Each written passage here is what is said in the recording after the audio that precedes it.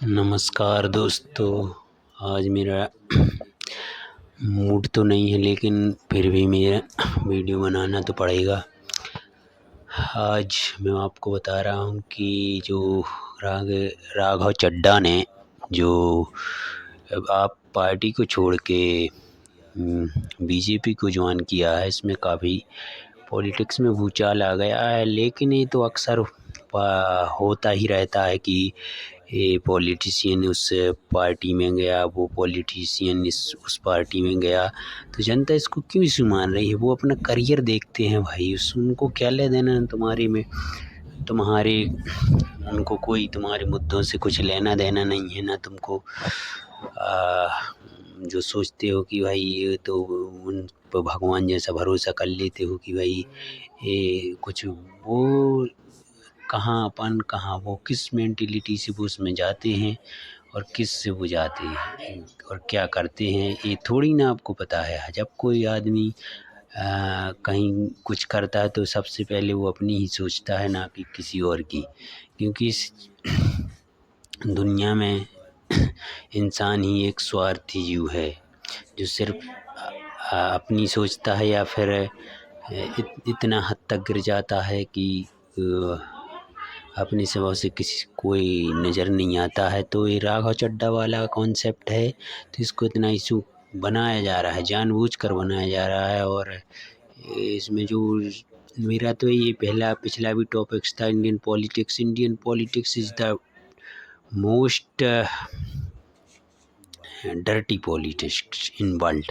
क्योंकि ये पॉलिटिशियन पता नहीं कहाँ से आ जाते, कौन पॉलिटिशियन कहाँ का पॉलिटिशियन, ना इनके कोई विज़न होते हैं, तो सिर्फ या तो अपने नाम बनाने के लिए या परिवार का नाम बनाने के या फिर दबदबा बनाने के लिए पॉलिटिक्स में आते हैं।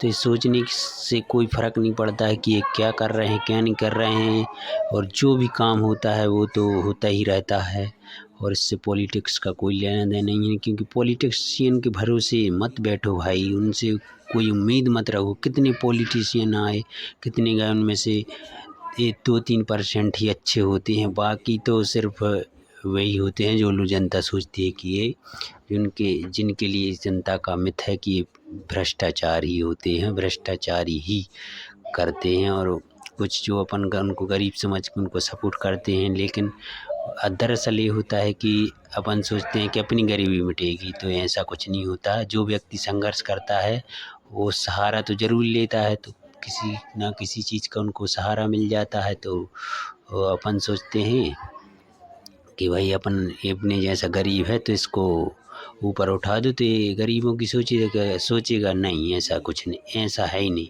अमीर, हाँ कोई अमीर व्यक्ति है, पॉलिटिशियन है, हाँ वो ज़रूर सोचता है। अगर गरीब को बनाएंगे तो दरअसल 98% केसों में यही होता है कि वो सिर्फ या इस पार्टी के हो जाएंगे या उस पार्टी में हो जाएंगे, और जनता ने जो उनको पहुंचाया उधर तक तो वो सब विजन भूल जाएंगे।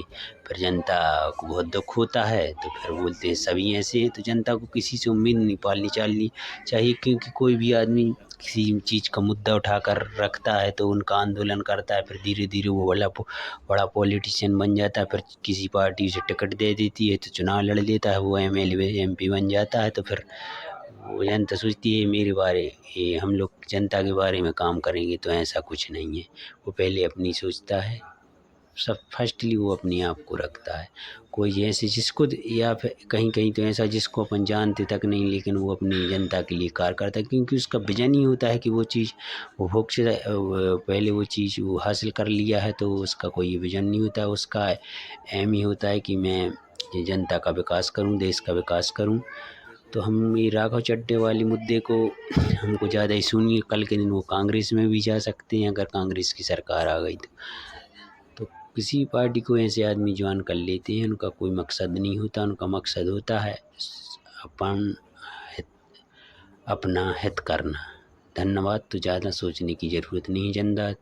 जनता को राघव चड्ढा के बारे में अपने लिए सोचे जनता। धन्यवाद।